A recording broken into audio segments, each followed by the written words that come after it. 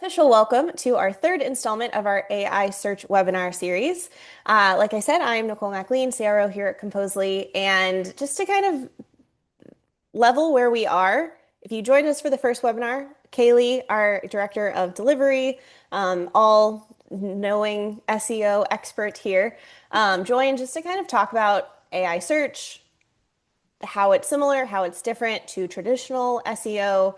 SEO is not going anywhere, but of course, there are things we can do to embrace the next evolution of SEO.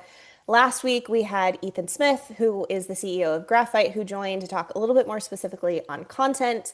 Again, what's changing, what's the same. I think one of my big takeaways is just the opportunity for really specific long tail keywords with more conversational prompts means you can write content on like really specific, probably zero monthly search volume and a SEMrush or an Ahrefs, but could very much help you rank and prompt more conversational. So I thought that was interesting as you're thinking about your content topics. And then, of course, today to wrap us up, we have Chi Whitley, who is the organic manager. Is that correct, Chi? Yeah, organic marketing manager. Thank you. Organic marketing manager at Ownwell. We've been working with Chi, gosh, like almost 9 months now. Hmm. Um, Great partnership, really came in and focused on traditional organic SEO, but of course, as AI has evolved, she's been one of our kind of great partners of just saying, what are you seeing? Here's what we're seeing. Let's test some things. Let's start benchmarking. We by no means are we guaranteeing results, but we're starting to pay attention and give good data. And of course, getting that feedback from what's happening in Ownwell has been really helpful. So thought it would be great to kind of give a live discussion on how some AI search trends are actually evolving in market.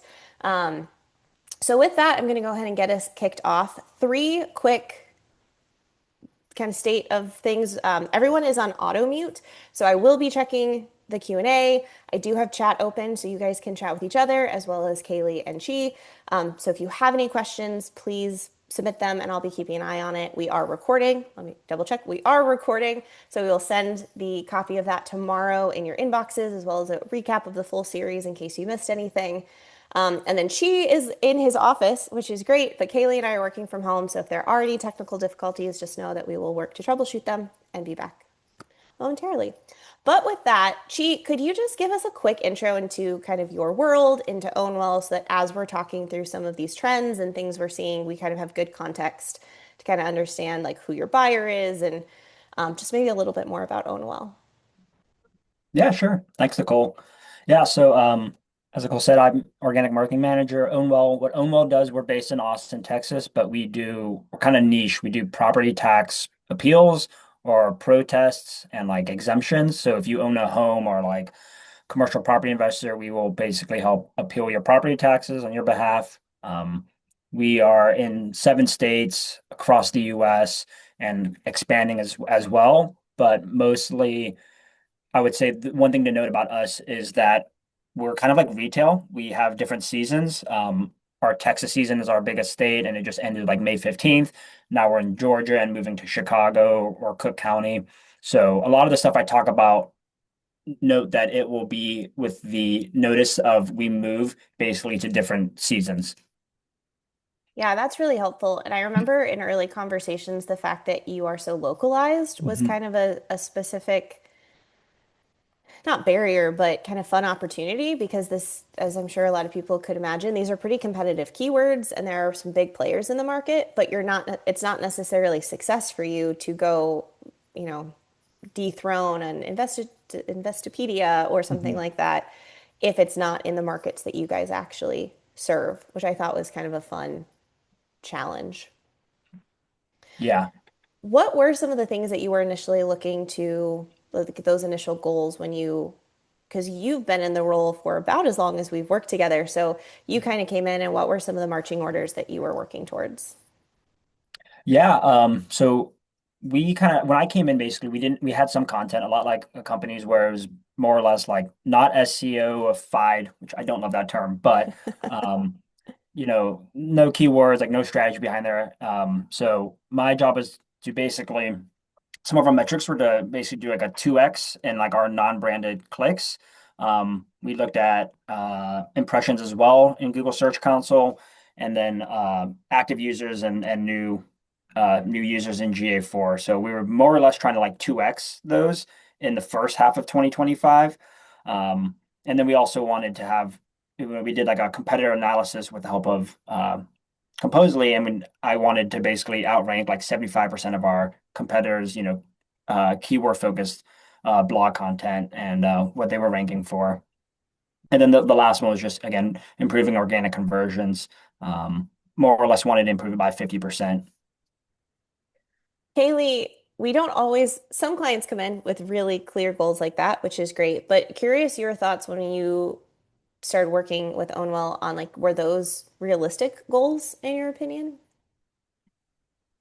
Yeah, I think at the start of the year it felt really realistic, and then the last 6 months has been AI everything. So the impression side obviously still feels really realistic, but when we start talking about like traffic and click goals, I think that's where we're seeing a lot of adjustments. That being said, I think when we still look at conversions and engagement and the way people actually interact with the site, we're still on track there. It's just that adjustment of what felt realistic in January in terms of getting people on the site is a little less realistic now in July, but those conversion and that like engagement, that still feels really achievable. Just you have to be a lot more targeted now than even 6 months ago. Yeah. How have you had to shift or kind of I talk a lot about needing to educate internally on how things are changing for the people who maybe aren't in the day to day. How has that looked like for you internally? Yeah. During like our basically our H2 planning and like H1 review, which was, end of June, we basically were like, yeah, I don't know if we're going to necessarily like track impressions anymore. Like we might never ever track like clicks on like organic wise. Um, but one thing we wanted to move from is like moving from keywords to like semantic content. So I was at a GEO conference, and for those who don't know, like generative engine optimization or however you want to call it, AI for SEO. And a lot of the arguments there were basically saying you need to move away from like just short keywords to and even long tail keywords to like semantic content. And that's similar to if you've ever heard of like pillar content. So it's not necessarily new, but instead of targeting like a keyword like Texas property tax appeal, we might go after something very specific, like I'm a homeowner in Austin, Texas. I have like a $400,000 home. How much can I save on property taxes? Which that's a And then very specific query that, yeah, I don't think we probably ever, I think if you had, I mean, I know we've made recommendations like that in the past, and I think we're always met with some pushback of like, well, that has, zero monthly search volume. Why would we do it? And to your point, that now is actually becoming more in the forefront. Mhm. Yeah, Kayla, and oh, go ahead, I G. was gonna say the other thing we're doing, I think, is we're looking kind of like third-party brand mentions and like validation over backlinks. So at least from my point of view, like I think backlinks have as like a signal for Google and other search engines and even LLMs, especially LLMs, has become less prevalent. So we're really trying to see, where are we mentioned from third party like review sites, obviously like, Google Business Profile Review, but also like Reddit, Wikipedia. We know LLMs are like starting to look and track those. How are we mentioned with, our digital PR strategy and like our affiliate program?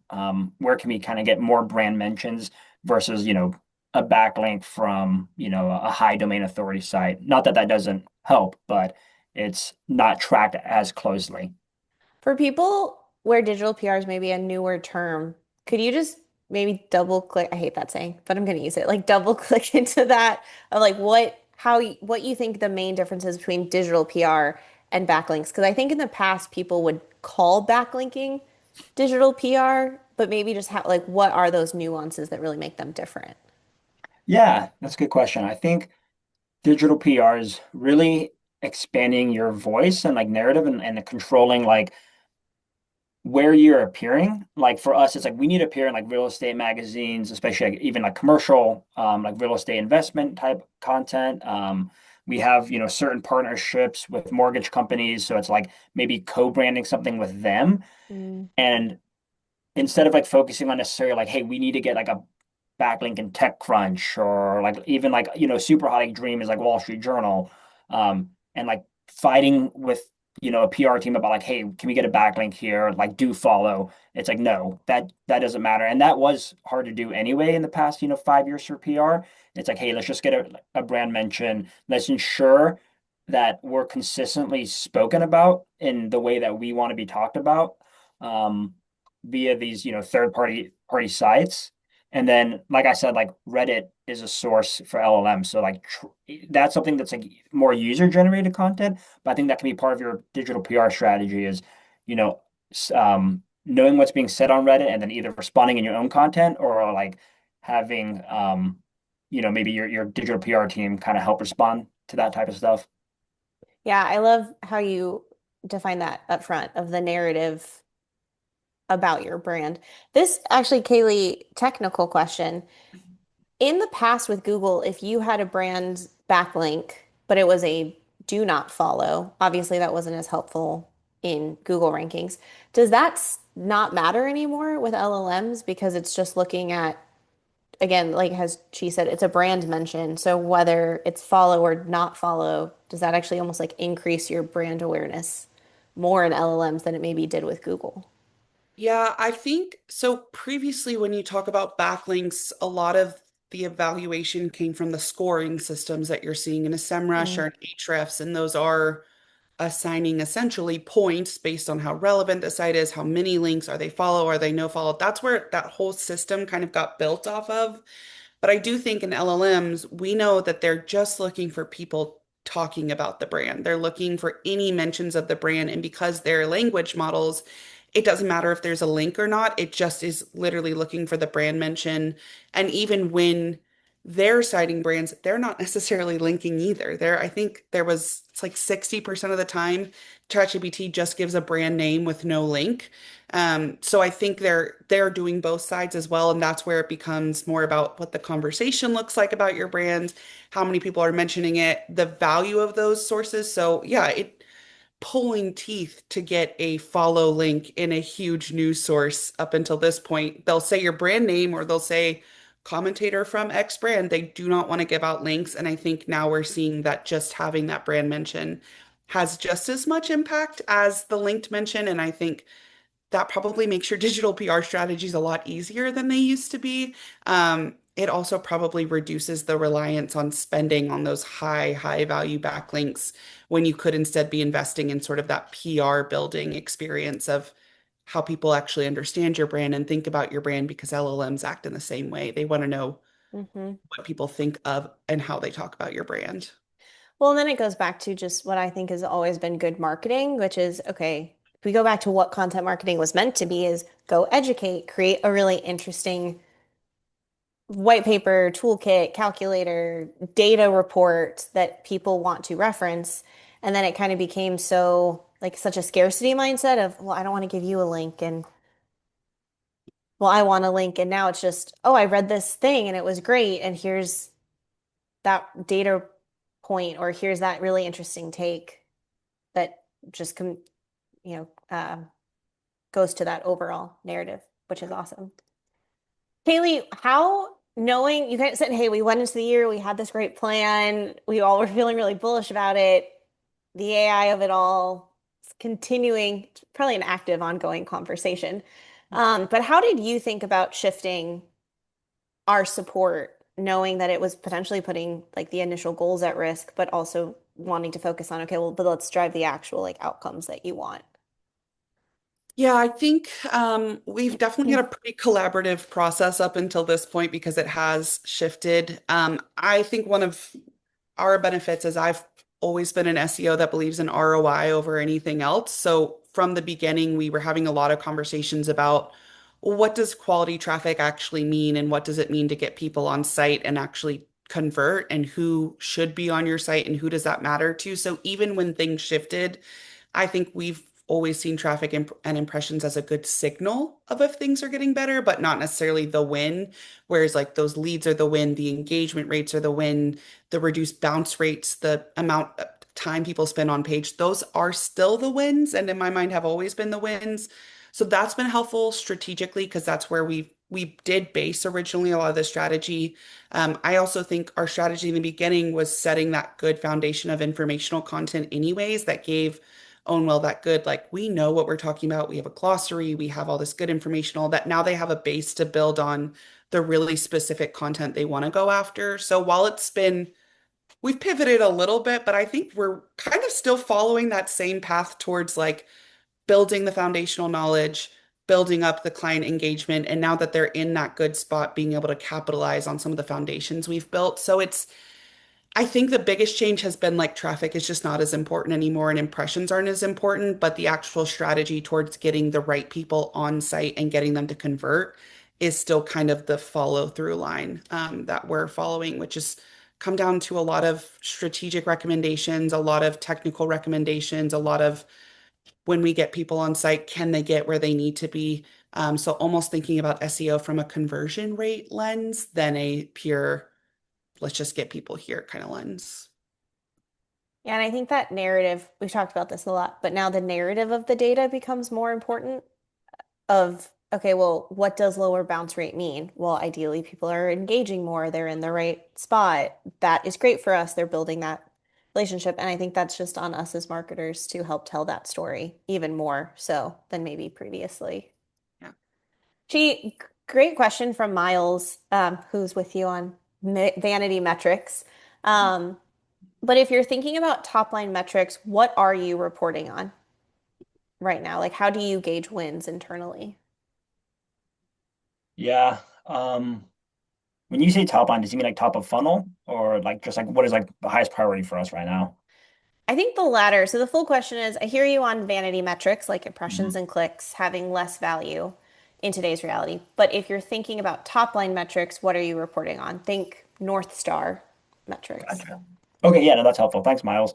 Yeah, I mean, I think for again, it's like conversions, right? It's like where is this traffic coming from? Like, is it coming from ChatGPT or like AI overviews and Composely's where I think we're on a beta dashboard for the y'all's AI dashboard, and that's been helpful to kind of track some of that.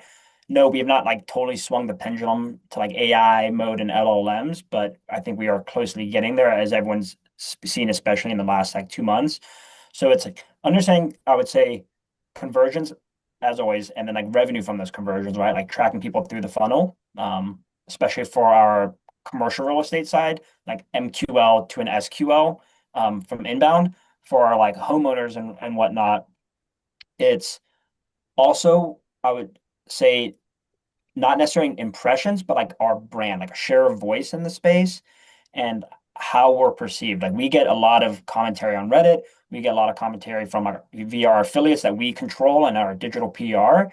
And when we're being mentioned on these LLMs or in like Google AI mode or AI overviews, how are people perceiving us, right? Like what is, we don't have to know like what the general NPS score is, for instance, even though we do track that, but it's knowing, hey, in general, are we favorable? Where are we showing up, and what's the issue, and how can we address these issues? Basically, where are we falling short? On the prospect side or customer complaint side. Yeah, you mentioned the AI beta dashboard, which I think I mentioned in our first webinar that it's something we're starting to roll out. I'll probably put a poll up at the end in case you're interested in seeing that. But um, there are so many tools, and I feel like every time I see a list of here are AI tools, it just keeps getting longer. But there are a lot of real limitations into what you can see, what's accurate. Um, Kaylee, can you maybe just remind us and kind of ground in like what can you actually pull right now that's useful versus not? And then if both of you maybe want to put into context what we're tracking on Ownwell and what's been the most insightful piece of that tracking. Well, I mean, we've tested a lot of the tools, and most of them are being rapidly updated and grown right now. So that's the other part. We have a conversation this month, and then next month it looks totally different amongst the tools. But I think the biggest limitation we see is whereas with SEMrush right now, you could put in your website and it would say, here's everything you currently rank for. Here's how people find you. Most of these AI tools now, you have to input those prompts and input those search phrases. You have to already know what you want to understand people are searching for. You can't really get that organic understanding of someone randomly typed in this phrase and they got to you because you're ranking here. So that's a huge limitation in terms of understanding where your audience is currently at. Now, if you have goals, like you want to rank for brand terms or you want to rank for specific phrasing, specific concepts, the tools right now in LLMs will do that. They'll search prompts for you, they'll tell you on which tool. The other problem is every single LLM has its own algorithm, has its own way of prompting, has its own way of returning results. So what you track in ChatGPT won't be the same as Perplexity, as in Gemini, as in Claude. And so you can put the same prompt and you might have different results in each one of those. And customizing to each LLM with one page is extremely difficult. So it's hard to parse out what's the most valuable information that you get out of those because you're going to get so much information and it changes daily. So when we watch prompt tracking from day to day, they could serve 9 different results, 12 different results. What was one day is 12 the next with no changes on site. So it's difficult to parse value out of the tools right now, other than just sort of data overload. Which brings us to where we've chosen to focus, which is actually what's happening on site from AI. So less what's happening in the AIs because they're so personalized, they're so customized. If you and I search the exact same thing at the exact same time in the exact same tool, we would get different results. And so instead, thinking about okay, we haven't quite figured out what's happening in those tools, but we can figure out what's happening on site from those tools. So looking at the traffic getting brought to your site from the tools, how that traffic's performing. Is it engaging? Is it converting? What pages is it getting sent to? Which pages are doing really well? And then even a step further, knowing that a lot of LLM results are unlinked brand mentions where people probably get recommended a brand and then go search the brand themselves.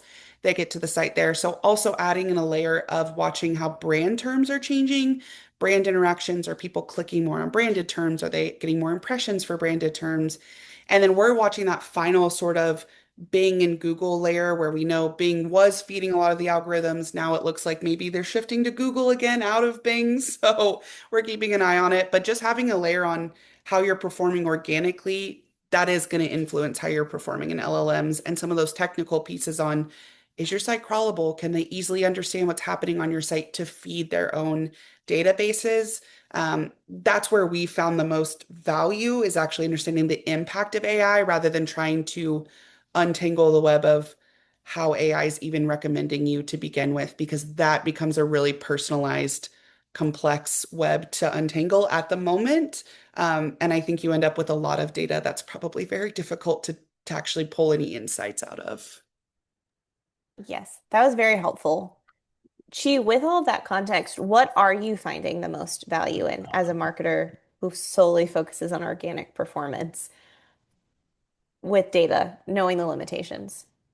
Yeah, it's I think Haley said it really well. Like it's in I think a good way to summarize it, it's very directional, right? Um, Mm, so with your brand and whatnot, like what prompts you enter. Like I, for instance, in we're testing a software right now that does prompt tracking. And if I put in like Ownwell branded terms, it like totally changed my sentiment score. So that's like not reliable, right? Because like either, and then if I remove those prompts, like anything that's Ownwell branded, then it changes the sentiment score because it's not, tracking specifically to Ownwell. So to answer your question though, like what is working for us and like what we're finding, I think it's just experimenting. And I hate to say that, but like we are in like a black box of multiple black boxes, I would say with like LLMs and AI and AI. But like testing directionally, like how are we appearing like with this prompt tracking software? Um, I would also say ensuring that like our leadership team and knows, what's happening and like what our plan is. So if we report like, hey, we're having a major increase in impressions and drop in like clicks, what is the plan to do that, right? Like where are we tracking? And then it goes back to what Kayla was saying, is like tracking again, conversions, where they're actually coming from. I think the plus side is like if people are using like AI mode on Google or Chat GPT, they are more bottom of funnel and middle funnel. Like they're looking like that first example I gave was people are looking for property tax appeals in Austin. Their home is like $500,000. Okay, can we write content specific to that, or can we create calculators where it's showing like, hey, it's a range of where your house is. This is what your property tax, bill is. With Ownwell, how much can you reduce it? Yeah, I like that black box and just experimentation. I think that's really the mindset we all have to shift into is we don't know what's going to work and it is a bit of a gut sense. I think as we all experiment more, we'll kind of find like, okay, how long do you run the experiment for? Is it a week and it doesn't work, so we change? Is it a month? Some of that I think will start kind of just as we run more and more. But I like again directional using this to kind of help make sure we're pointing in the right direction and then running kind of those experiments within that direction. Okay, I know we're close to time. I am curious just to maybe end on a high note with all of this is if there are some wins from H1 that you're really excited about that you're maybe leaning into and bringing that momentum as you head into H2. I'll Yeah, let you start, and then Kaylee, you okay. can color commentary. Yeah. Um, yeah, I mean, I think our glossary that composers help build, like, we're actually like ranking a lot, and even like in the past, month or so with AI overviews coming into play more, we're still ranking for a lot of those keywords. Um, we also built out we have these things called, if you go to ownwell.com/trends, these were like programmatic, like AI generated pages. We put a like pop-up CTA, which I absolutely hate as a user, but they are like really helpful, and we track conversions on them, and we had a huge spike in conversions just from adding that pop-up. So not like pushing to do necessarily programmatic SEO because I think you can definitely decline later. But if you do it right and you put like very helpful content, very specific, these trends pages are like based on like property tax rates, median, household income, these different areas down to the zip code level. It's it's helpful for users who are looking at that type of stuff. Yeah, well, and I love just as I feel like that's the a key central theme to a lot of our conversations is this holistic view. And so, as you both have mentioned today, a lot of those wins are technical, are content based, and Mhm. user experience based. And so, it's kind of cool to see all of those come together. Kaylee, any maybe additional thoughts to color that? Um, I mean, I think the funny thing is, despite all of our talk about the initial goals changing away from clicks and impressions, Ownwell's also had a massive period of growth in clicks and impressions in the last 6 months. I think, like, if you look 6 months over 6 months, clicks are up something like 400% site-wide, Wow. 700% on impressions. So, I mean, it's been a massive 6 months of growth for Ownwell despite all the AI things happening. And I think some of that is the content being put out is still working, is still driving. The other part I think is a credit to Ownwell's team being so forward thinking and right on top of it and ready to be able to pivot really quickly and quickly adapt their strategy where I mean, one of my personal wins that I've appreciated about our relationship is how consultative it's become and how much we use our SEO retainer time to just go talk and strategize and ask questions and pull data and deep dive. And I think it makes it a really valuable partnership on both ends. I know we appreciate having a client who just wants to talk about SEO and theorize and brainstorm, and it's working. I mean, your site is having massive growth in the last 6 months alone, despite the AI of it all.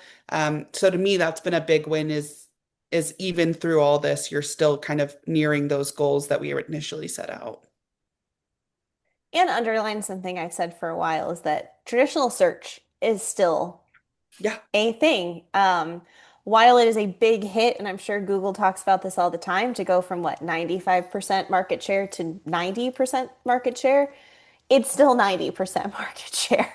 That's still a lot. And it is probably unfortunately for Google, probably going to continue to trend. Um, and that's just the forward thinking, I think is a great call out of you should still be prioritizing and doing the right things.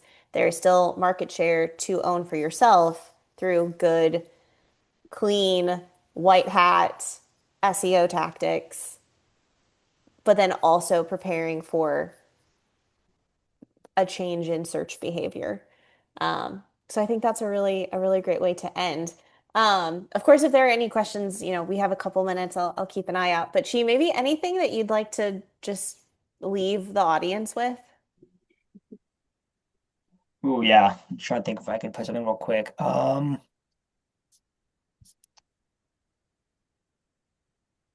I would say like I know it's hard. I think every marketer has to fight for budget, but like push for like having like a pro chat GPT account, like push for having these tools when you lay out a plan. Like, hey, this is what we're testing. I think Nicole, like you said this earlier, like, hey, we're testing this for a week or a month. Expect results. SEO is a little slow. Like, expect results next quarter, but like, be like, if we do not test this, we are going to fall behind. And I think that's something marketers can really tell their leaderships and like get them behind and get them excited and be like, hey, I'm trying to become an expert in GEO or AI for SEO versus just simply saying like, hey, things are changing, not sure what to do. So it's a way to keep yourself, I think, job security, but also like top of mind for your executive leadership team, or your agency if you're with an agency. That is such a great recommendation. But yes, jobs security and just being, I think it's reporting up in a way and just being really clear about what you're working on and setting good expectations. So I love that. Chi, thank you so much for joining. I think this was a great end to the series. It's definitely not an end to the AI search conversation. Because as Kaylee said, it feels like almost daily something new is changing or there's a new opportunity to experiment. So we're going to be, doing our best to stay on top of all of that and bring that back to you. But Chi, thank you again so much. Congrats on the success. And of course, we're excited to keep working with you and hopefully continue to drive that forward. Thanks, Joe. Good talking. Awesome. Well, thank you everyone for joining. Like I said, we will be sharing this with the recording and the whole series with you this week. So keep an eye on that. But until then, enjoy the rest of your week and we'll talk soon. Bye bye.